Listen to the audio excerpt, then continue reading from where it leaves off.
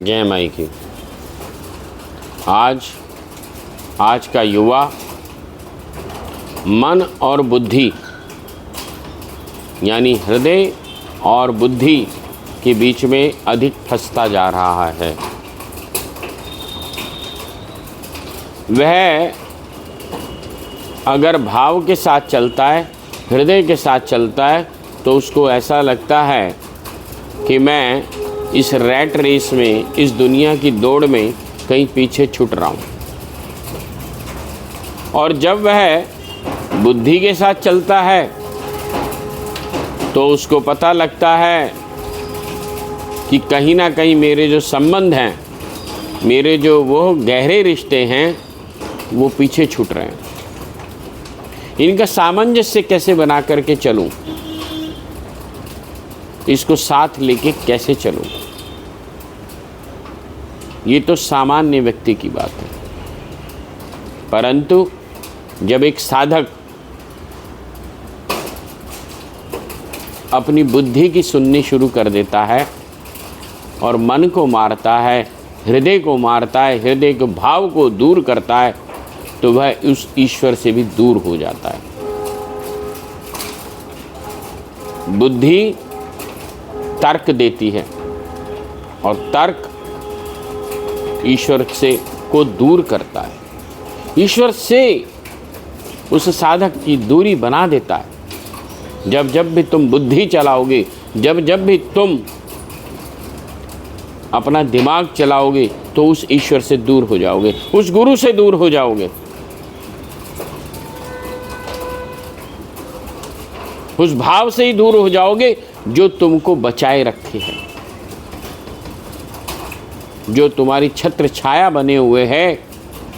तुम उससे दूर हो जाओगे, तुम उससे वंचित होना चाहते हो। प्रेम हृदय में वास करता है, बुद्धि में तर्क वास करता है, और तर्क हमेशा प्रेम को मार देता है। क्योंकि ये जो रेट रेस है ना, ये जो दुनिया की रेस है, ये भेड़ की रेस है। ये जैसे सारी भेड़ें एक साथ चल रही हैं, ये सब बुद्धि की सुन रही हैं। कोई वीर ही होता है जो हृदय की सुनता है, जो भगवती की आवाज़ को सुनता है, जो अपने हृदय में उसको वास करा लेता है। वो ऐसा कोई बिरला ही योगी होता है।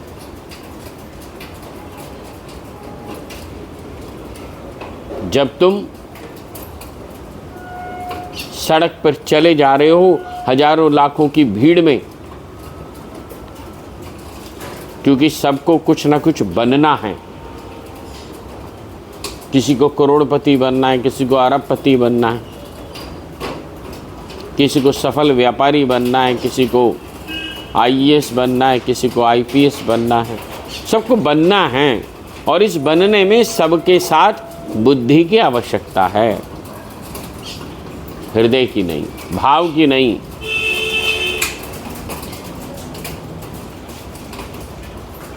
श्रद्धा की नहीं, आशीर्वाद की नहीं।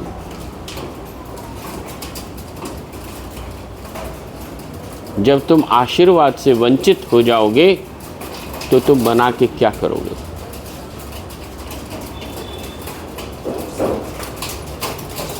हृदय तुमको भगवती के करीब लाता है। हृदय तुमको एक बिरला योगी बनने के लिए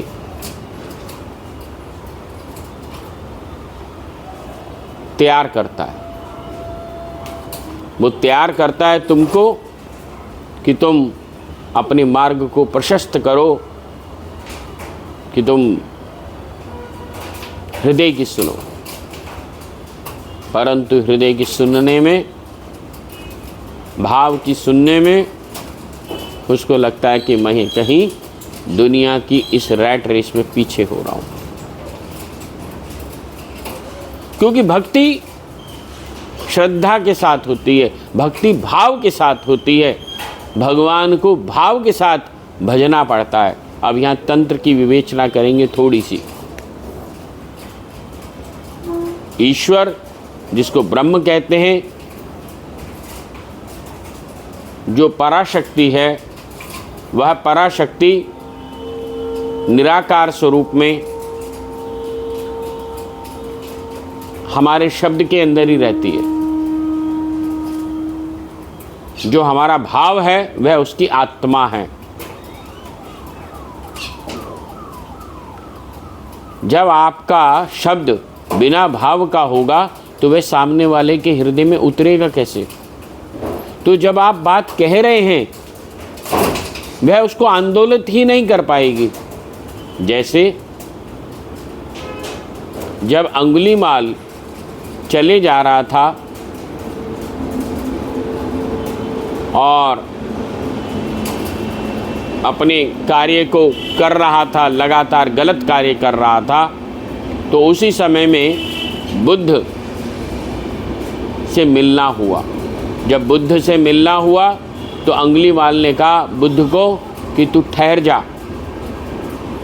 तू ठहर जा। बुद्ध ने कहा मैं तो ठहर गया, तू कब ठहरेगा?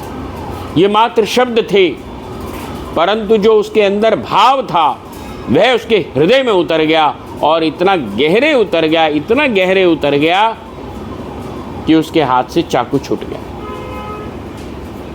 और अंगुलीमाल डाकू नहीं रहा, वो संत हो गया, वो बुद्ध का शिष्य हो गया। उसने अपने आप का समर्पण कर दिया, समर्पित हो गया बुद्ध के श्री चरणों में। परंतु क्या यह बात कभी किसी और ने नहीं उसे कही थी? कही थी, कितनी ही बार कही थी, कितने ही जनों ने कही होगी, परंतु वह उसके हृदय में क्यों नहीं उतर पाई? क्योंकि उसके साथ वह भाव नहीं था। एक बाप जब स्वयं शराब पी रहा हो और अपने बेटे को कहे कि तू शराब मत पिया कर, कि तू सिगरेट मत पिया कर, एक बाप जो स्वयं सिगरेट पीता हो और वह अपने बच्चे को कहे ये गलत है, तो उसका बच्चा उसकी कैसे सुनेगा?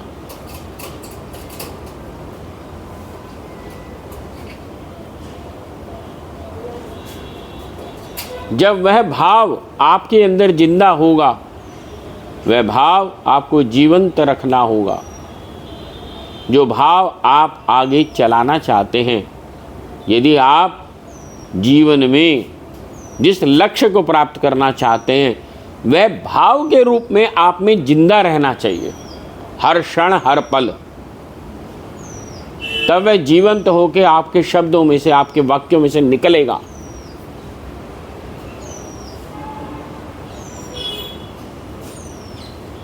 वरना आपके शब्द अलग और भाव अलग दिखाई देंगे और तब आदमी ये कहता है ये फेक है, कुछ कमी है। इसके शब्द, इसकी बॉडी लैंग्वेज और इसका भाव तीनों अलग अलग हैं।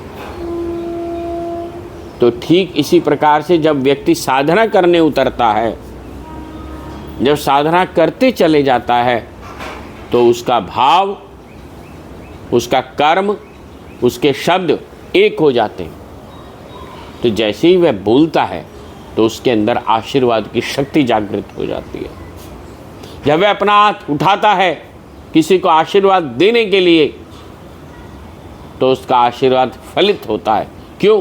क्योंकि इसके हृदय में भाव होता है। वह अपनी भाव की शक्ति अपने शिष्य को देता है। वह अपने पुण्य कर्मों में से कुछ कर्म, कुछ पुण्य उसको दे देता है, जिसको उसका शिष्य आशीर्वाद समझता है। वह गुरु का पुण्य है। परंतु यह पुण्य जागृत तभी होगा जब आपका भाव भगवती के श्री चरणों में बना रहेगा, लगा रहेगा। जब आप जाप कर रहे हैं तो वह जाप भाव के साथ होना चाहिए। वह मात्र शब्द नहीं रहने चाहिए। यदि आपका भाव कहीं और है और शब्द कहीं और हैं तो मंत्र जागृत ही नहीं हो पाएगा। आप करते रहिए करोड़ों मंत्र, कुछ नहीं होगा। आप एक बार बस ओम नमः शिवाय हृदय से बोलना शुरू करिए, वह ओम नमः शिवाय जागृत होना शुरू हो जाएगा।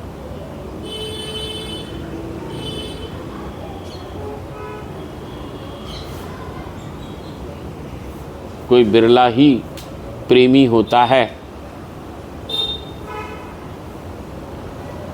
जो अपने भाव के साथ जिंदा रहता है। कभी सुना है कि पति पत्नी कभी लैला मजनू हो गए? लैला मजनू एक ही हुआ, हीर रांझा भी एक ही हुआ, भले ही वो पति पत्नी नहीं हुए, परंतु वो विख्यात हो गए अपने प्रेम के लिए, अपने भाव के लिए। हर कोई उतना प्रेम नहीं कर पाता। अपने प्रेम को जिंदा रखना बहुत मुश्किल है और ये दुनिया आपके प्रेम को जिंदा रहने नहीं देती। उसके लिए संघर्ष करना पड़ता है, उसके लिए लड़ना पड़ता है, उसी के लिए साधना करनी है। जब तुम साधना करोगे, उस भगवती के प्रेम को अपने अंदर में उतारोगे, क्योंकि जब तुम व्यक्ति के लिए प्रेम करोगे ना, तो वहाँ कहीं ना कहीं वासना होगी, तुम्हें उससे कुछ ना कुछ चाहिए होगा। ईश्वर को तुमसे कुछ नहीं चाहिए, सिर्फ प्रेम, तुम्हारा भाव चाहिए। तुम उसको भाव दोगे, वो तुम्हें सब कुछ दे देगा। तो अपने प्रेम को बना के रखो।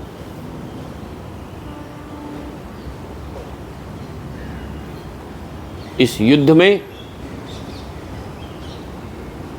बुद्धि अधिक जीतती है, क्योंकि बुद्धि में तर्क होता है और तर्क कुतर्क में कब बदल जाता है पता नहीं लगता।